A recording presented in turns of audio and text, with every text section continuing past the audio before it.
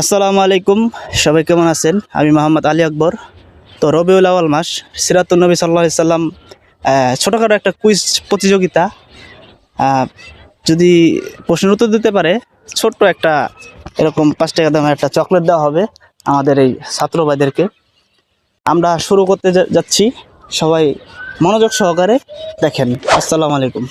ভালো আছো ভাই? আপনি ভালো আছেন? পারবা কুইজ প্রতিযোগিতা? ইনশাআল্লাহ। চেষ্টা করো নাকি?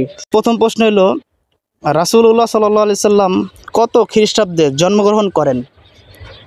ক 570, খ 530, গ 580, গহ 560। চারটা, এই চারটাতে যে কোনো একটা। 570, 530, 580, 560। বলো। 570। আবার বলো। 570। আমাদের এই ছোট্ট হাফেজি ভাইটা যে প্রশ্নের উত্তর দিয়েছে, তার প্রশ্নের উত্তরটি সঠিক হয়েছে। তাকে আমরা দিতেছি একটা ছোট উপহার, ছোট চকলেট, প্রিমিয়াম একটা চকলেট। নাও ভাই, যাও। দ্বিতীয় প্রশ্ন যাকে করব, আসো ছোট ভাই। তোমার প্রশ্ন হলো, রাসূলুল্লাহ সাল্লাল্লাহু আলাইহি সাল্লামের পিতা কখন ইন্তেকাল করেন? মানে আমাদের হুজুর সাল্লাল্লাহু আলাইহি সাল্লামের পিতা কখন ইন্তেকাল করেন? হিজরতের সময়, 1।